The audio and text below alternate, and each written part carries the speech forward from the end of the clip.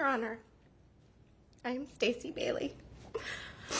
I am Tristyn Bailey's mother, or as her friends called her, T.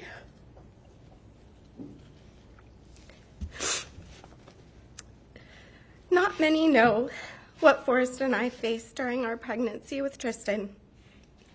We were moving to another country, Singapore, when I found out I was expecting another child. To say the least, it was a surprise as we thought we were done after having 4 children.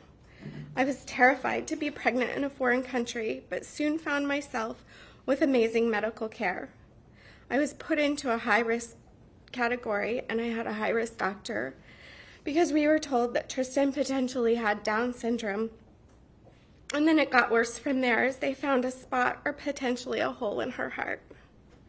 We faced every day wondering if she would be okay. The fear was constant, which was incredibly difficult on my family. We prayed every day that she would be okay. But never once did we ever question that she was wanted and loved no matter what. Our prayers were answered when she came into this world with no signs of a spot on her heart, and she did not have Down syndrome. In time, we learned that Tristyn's heart was stronger than most, and it would be a gift that she would share with the world. We soon learned that she was a child that needed to be front and center from day one. Tristyn was incredibly loud from the get-go. She never really cried. It was more like a scream, ear-piercing at times. Growing up in Singapore for the first 4 years of her life was amazing. Her siblings and her had an incredibly close bond. But she had a bond with me that was unbreakable. Forrest used to say, "Nobody else seems to matter except for you, Stacy."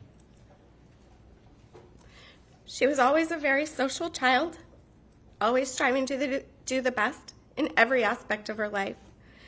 She joined the cheer world at a very young age and pushed herself to be the best that she could be while always encouraging others.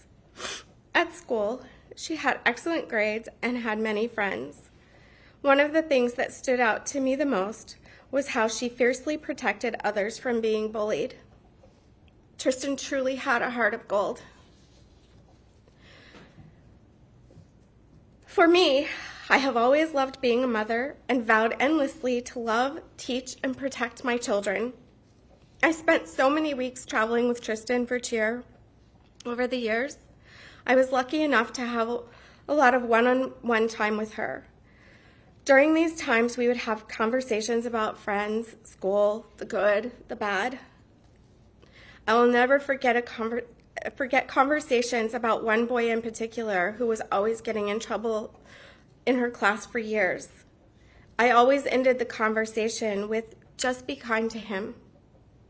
He probably needs friends. He probably doesn't have many." Little did I know that she did that over the years. At Tristyn's celebration of life, a boy waited in a long line of people to speak with me. To be honest with you, he's the only thing I really remember from that day. Everything else are just brief flashes of memories. He waited for so long to speak with me, and the tears poured out of his face. His words still resonate with me to today. He said, "She was my best friend. She was my only friend." I spent more than a month trying to figure out who this boy was. It turned out to be the same boy that we had talked about so often. At that moment, I knew just how extra special my daughter was and how she truly learned a valuable lesson of just be kind. I will treasure these moments and lessons taught for the rest of my life. I, however, failed in one lesson. I did not know that I needed to teach Tristyn to be afraid of the evil in her own school, to be cautious and fearful of the people you think are your friends. Aiden Fucci, you betrayed us all. I have seen the traumatic impact of Aiden's horrific actions, and how they have affected all that knew and loved Tristyn. I have watched her friends become afraid to go to school and fearful of who they could and could not trust. I have watched the depression, the PTSD, the anxiety take over so many. Worse than anything, some of these feelings go so deep that several kids have tried to take their own lives from this incident. I carry the weight of this on my shoulders every single day. The guilt eats away at me. While I know it is not my weight to bear, it doesn't change the fact that I feel this. I feel that I have to protect and be there for each of her friends to let them know how much they mean to me. Aiden Fucci has destroyed so many lives by his vicious choice to take my child's life.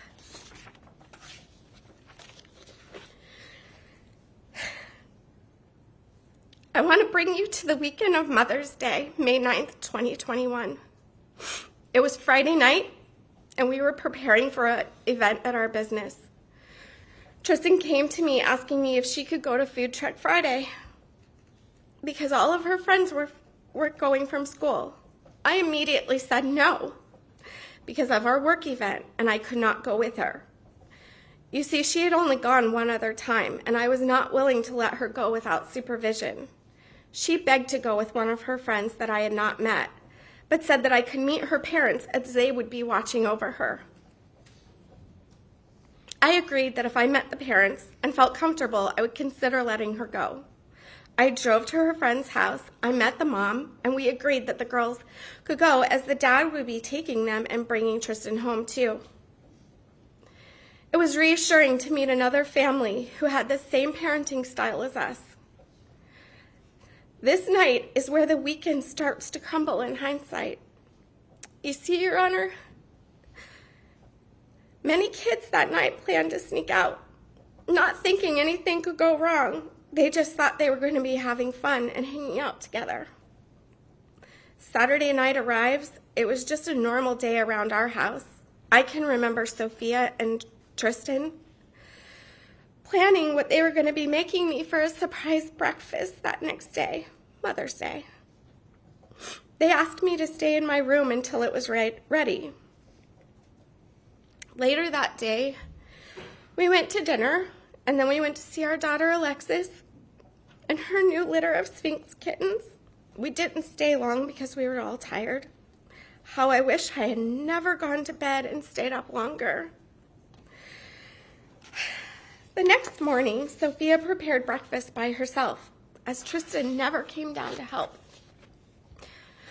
Needless to say, my Mother's Day morning was soon filled with panic as my son informed us that Tristyn was not in her room as he went to tell her it was time for breakfast. I thought to myself, this can't be. She must be in the bathroom or her sister's room. I immediately ran upstairs to indeed find she was gone. We all frantically were yelling for her and running through the house with no reply from our precious daughter. Forrest yelled for me to call the police, and this is where our nightmare went into full force. My heart was pounding with every second that passed, pleading with the police to help me. We soon found ourselves calling our friends on the phone, using social media, and yelling in the streets for anyone to help us. How could this be? This crazy thing of social media is there is always a trail, and we knew within an hour who Tristyn was last with. I thank God for that trail, even though I find some of social media to be the bane of my existence. The minutes turned into hours of not knowing where our daughter was. I called her phone, as so many did, for it just to go to voicemail. Everything that happened that day is a blur. I do know that there were so many people trying to help find our daughter. Our community was there for us and completely put their Mother's Day plans aside. At some point around 2 o'clock in the afternoon is when my mother saw a dragonfly And she said to me, "Stacy, look, it's good luck. They're gonna find her." Unfortunately, I shoved my mother as hard as I could and started yelling at her. Because in that moment, I knew my child was not coming home. I tried desperately to apologize for pushing her, but it was such an uncontrollable moment. You see, when my father passed away, I was surrounded by dragonflies, and it has soon become a symbol of my guardian angel. 4 more agonizing hours passed before I found myself sitting in our home with family and several detectives. We waited for the news that we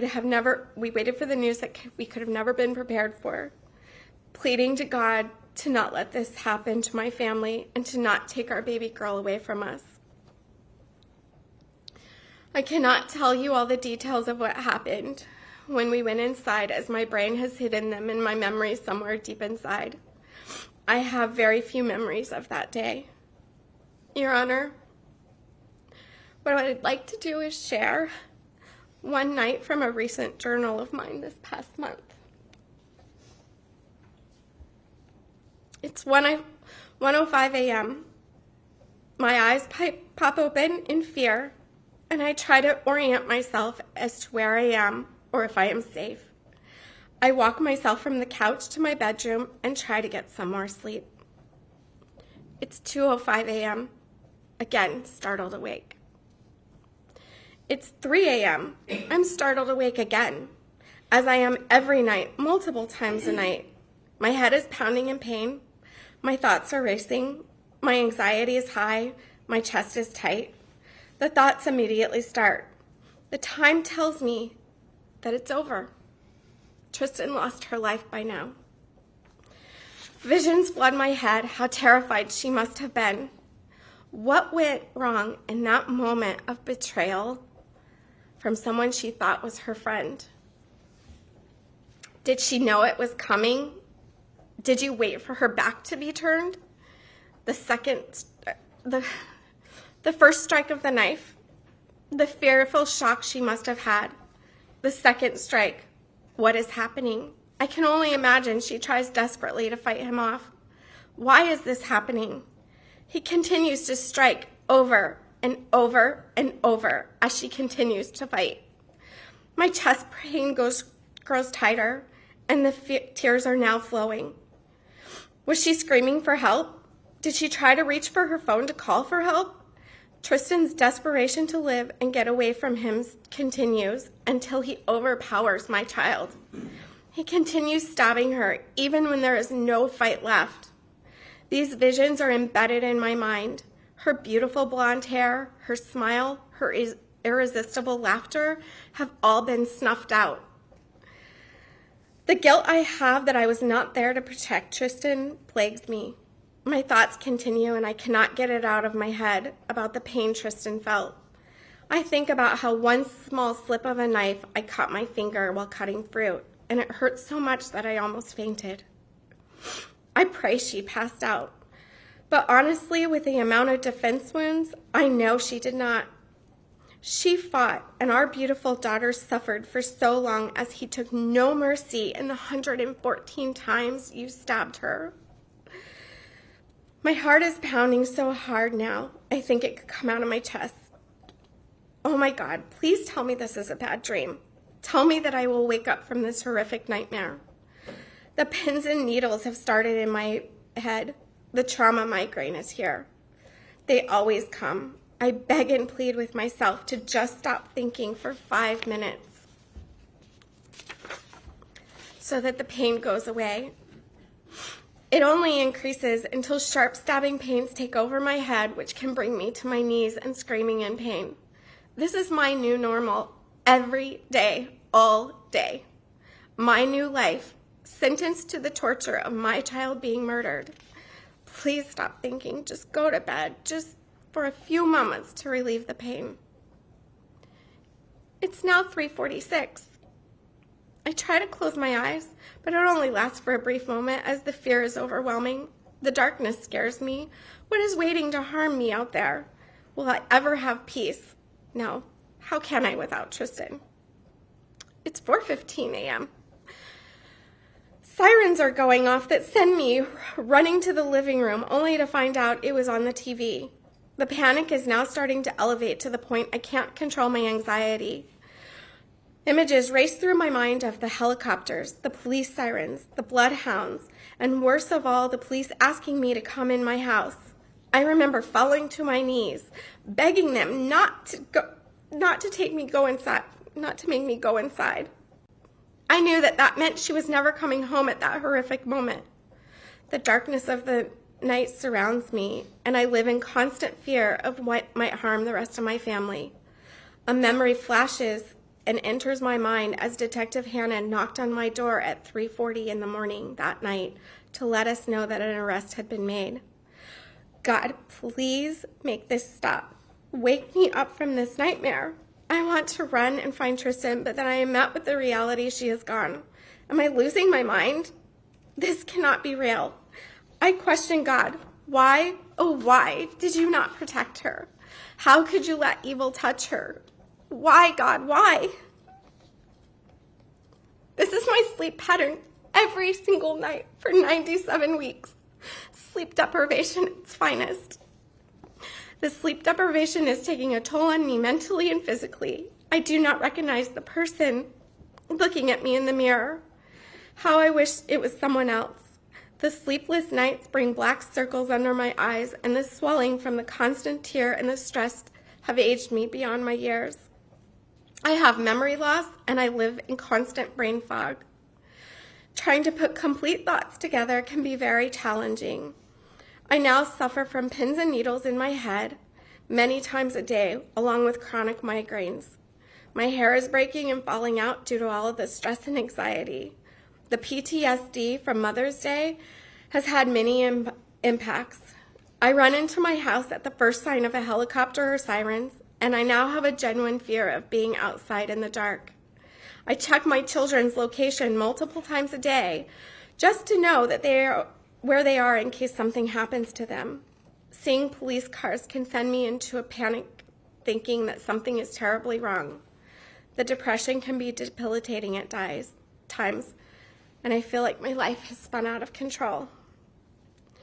My home, which was once where we all gathered in comfort, is now a place of hurt that Tristyn is no longer there. The door to her room remains closed. It is exactly as she left it. Her bed is unmade. Her bath towel she used on May 8th is at the foot of her bed. The suitcase is still packed from the weekend before when we attended Summit with Infinity All-Star Cheer. I can't bear to change one thing, not even washing her clothes in the hamper, as it would wash away the scent of her. Many times I find our cat, who knows how to open Tristyn's door, in her room as if she's just waiting for her to return. I do not know if we will ever have comfort in our home again. My children were once full of life and laughter, and now they are full of despair, anger, depression, PTSD, and anxiety. Bailey Family Fun Day was every Sunday in our home. A day where we would all come together and have a meal and spend time together. Sunday will never be the same for us as we have a missing link in our family. The Sunday of May 9th, 2021 has made us dread every Sunday. How will it ever be whole again? Aiden Fucci, you have destroyed me. You have destroyed my family. You have destroyed Tristyn's friends. You have destroyed the community that we live in.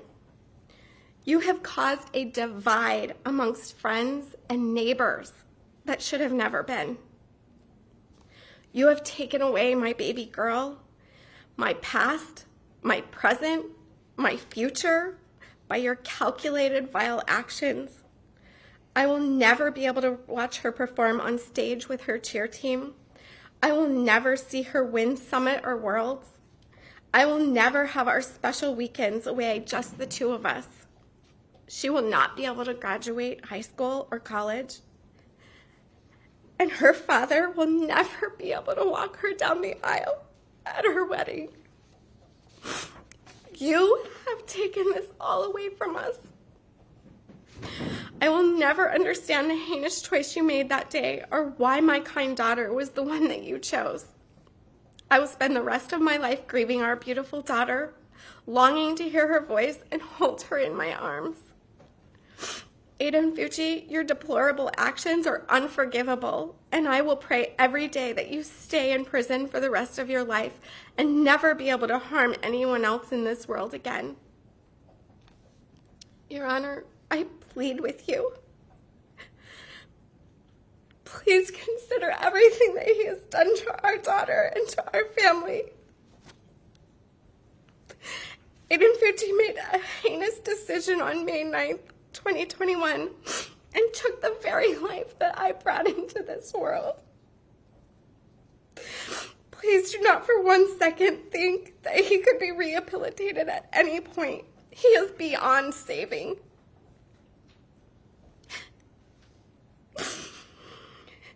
He should have to pay for his crime against my daughter. Justice is an empty word for our family, as it can never bring Tristyn back, but justice is for society. And he should have life without parole. Thank you for everything that you've done in this case, and I know that you have really hard choices in front of you. I'm going to be placing 2 rocks into this.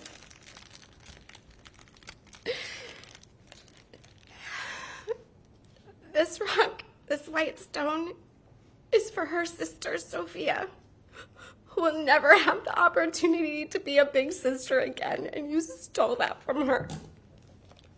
This last one is for me, and it represents everything that you have stolen from me: my words, my joy, my hope, my future, and my beautiful daughter.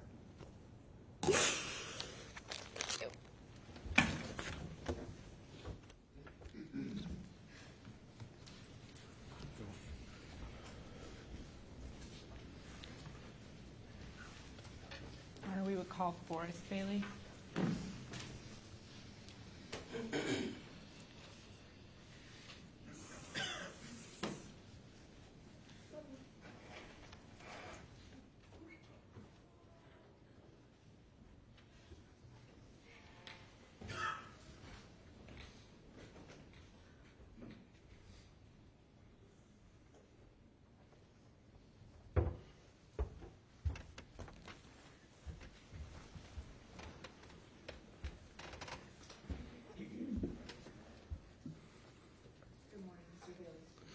Good morning. I know you have a letter to read.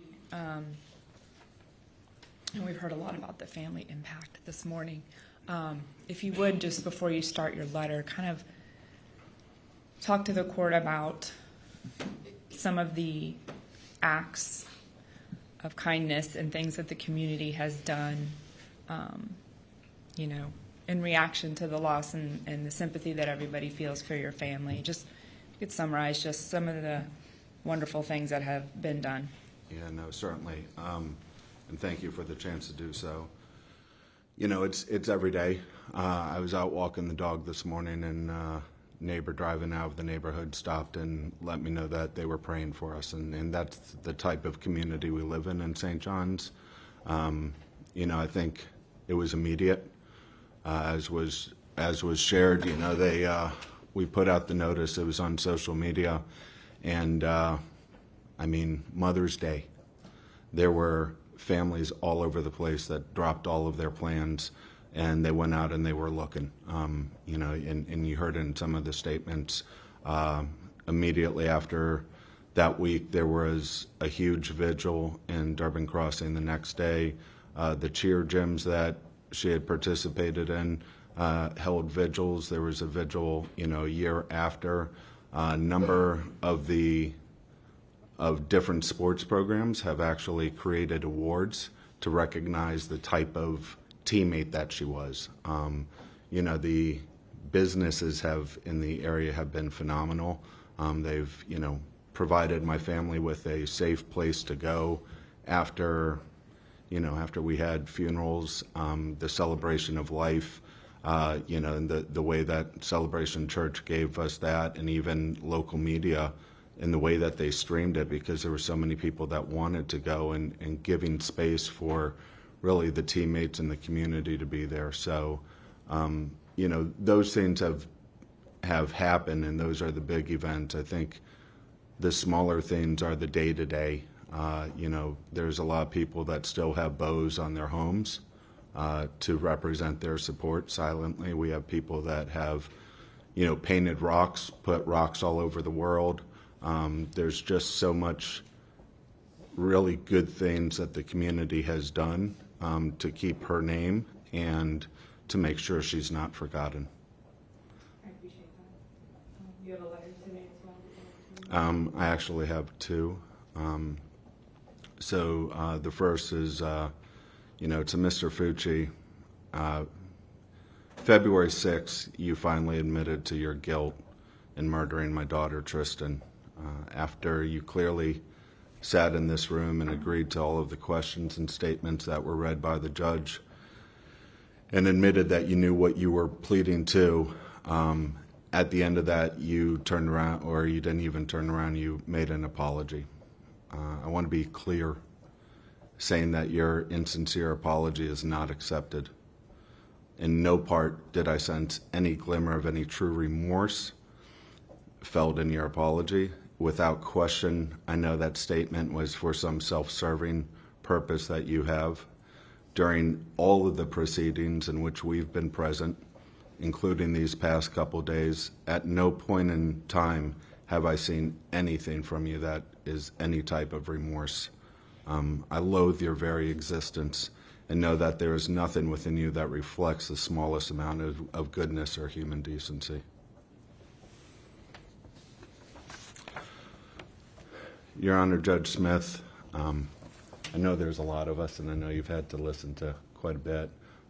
Foremost, I would like to appreciate the fact that you've taken the time to let us all speak, as well as the time that you're taking in reviewing the statements. The other thing is, I understand that defendants have a right to waive a speedy trial, but I appreciate the fact that you've tried to keep this trial moving, because this is a necessary step for us to get through so that we can move on as a family as well. I like to think that for each of us that have presented or submitted impact statements to you, that's going to give us strength in the days to come as we continue to deal with the loss. I think that you've also heard many different aspects of Tristyn when she was 13. Hearing from Bree yesterday, you recognize hopefully the type of teammate and the impact that she had and what she did with others. I'm sure that from Susan's comments, you can tell that she was the type of classmate and had an impact and, help people that needed that help. And those difficult middle school hallways was a smiling and welcoming face.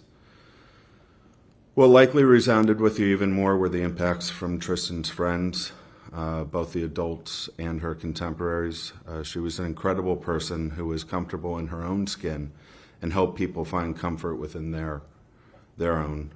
The world is in short supply of people like that, and Tristyn was needed. I want to step back and talk to you from the family's perspective once again. A little background on me: I am very proud to be the son of Glenn and Lorraine Bailey. My aunts and uncles and cousins created such an incredible experience in my growing up. My dad was the fifth of 8 children, and seeing the dynamic they had, I knew that was something I hoped for in my life, a large family. When Stacy and I met, she likely had no idea what she was getting into as an only child, yet no one could have been better as the role model of being a phenomenal mother to a large family. We were sure to tell each of our kids that a sibling can be a gift like none other. The relationship is so incredibly unique. I am so blessed to have children that treasure one another as well as mine do. I know you heard this from each of them that spoke today. Yet my daughter Sophia was not ready to do so, which I completely understand. It is an impossible task to ask her to summarize the loss of her sister.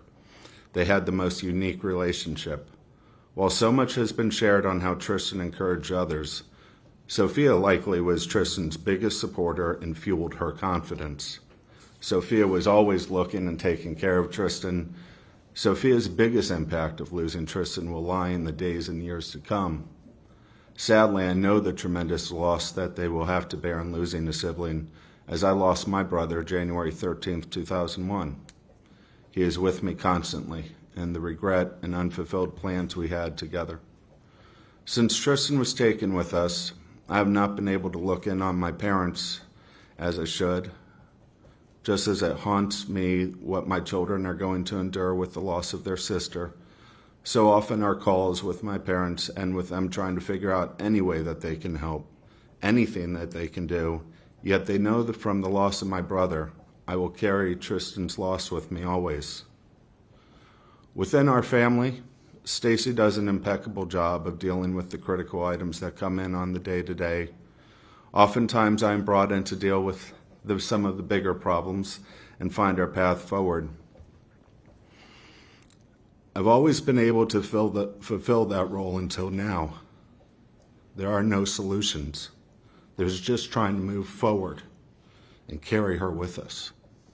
During so many hard times, the advice to just breathe or realize that this too shall pass is appropriate. This will not pass. I can't even answer with certainty on how we'll continue to handle all the counseling and related bills that are some of the concerns, as we've had well in excess of $36,000 just in counseling-related bills. You heard from one of her friends who keeps texting her cell phone. We still pay her cell phone every month because she has a lot of friends that are still sending messages to her. Throughout our married life, I've been able to look Stacy in the eye and assure her through any difficult time that everything will be all right, and it has. With respect to Tristyn, I can't do that. It is all well known within my family that Stacy loves the early years with the kids. For me, it's always been that the older they get, the more they come to me. Yes, I love teenagers. Tristyn and I would have some of the best conversations on the ride home from practice. Her view of the world was fascinating. She had such a keen focus on seeing the best within people. She also appreciated the importance of everything you have to invest on the path to your goals. You see, it wasn't just about the competitions. She loved practice. While she talked of being a doctor, the concepts she was learning were more important in our talks than the grades. The continued expansion of our relationship with our time together has been obliterated. Stacy and I feel directionless. We are so far behind on so many things in life, from the trivial to the important. Even our life path, such as when I will retire, is in complete disarray when the baby is taken from the family. I always figured when she graduated from college, Stacy and I could enjoy travels and looking in on our family wherever life took them. Now I just don't know. Just don't know about so many things. I've lost my sense of self. A good friend of mine who lost their son described feeling like a zombie. It is a description that has stuck with me, as that is what I feel like. Going through the motions, hoping that you get everything right. Even when you get assurances that you are, you just doubt it. Despite what anyone says, when you lose a child, your life becomes ongoing questions of doubt. The grief will not go away. Tristyn's birthday every January 18th is going to hurt. Every Mother's Day, that sacred family day, will have its painful moments. Every May 9th will hurt to remember what happened to our Tristyn. The anniversary dates are always difficult. As you know from the way too many parents that you've spoke to in your courtroom, the pain and triggers happen every day. Every day upon waking up is a cruel reminder that she is gone. Within our family, we had our tradition of Bailey Family Fun Day. No event in the world it was as dear to me as our family dinners, and everyone would make it there on Sunday. Every Sunday is filled with hurt as the day she was ripped from us. It hurts us to the core to sit in my chair at the head of the table and have our baby not in her chair, but in an urn sitting on a shelf in front of me. My dreams of enjoying the big family reunion similar to those I grew up with have been stolen from us. As I said before, every family holiday we know, Tristyn should be there with us. Everything has that cast of what if over it. I am so proud of the resiliency and strength that my children have had since that day. Each of them have managed to have incredible accomplishments while going through this grieving process. It's difficult because it hurts to feel good without her here. And they have just been so incredible in continuing to move forward and carrying her with them. It's emotionally exhaustive to not allow the grief to overcome the positive. Your Honor, I'm hoping that you can see that he impacted all 7 of us for life. I would also remind you of the testimony from the medical examiner that he essentially killed Tristyn 7 times. 6 stabs that in and of themselves were lethal. The other 108 cumulative would have been lethal.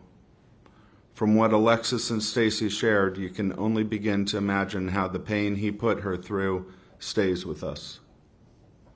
Your Honor, we cannot turn back the hands of time so that we can have a different outcome. We cannot bring my Tristyn back. We cannot even be certain that the sentence you give on Friday will not be impacted as part of the 25-year review process. Yet you can deliver justice for our community. He took Tristyn's life. He impacted all Tristyn's family for life. You've heard how he shattered the innocence of childhood so many in our wonderful community for their life and the lives of their children. He even damaged the sanctity of Mother's Day for so many for their lives. Please, Your Honor, take this into consideration when you have to make your decision.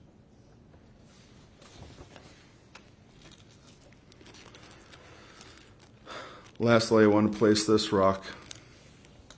And this rock represents the loss to our family and the world for all of the good Tristyn would have done.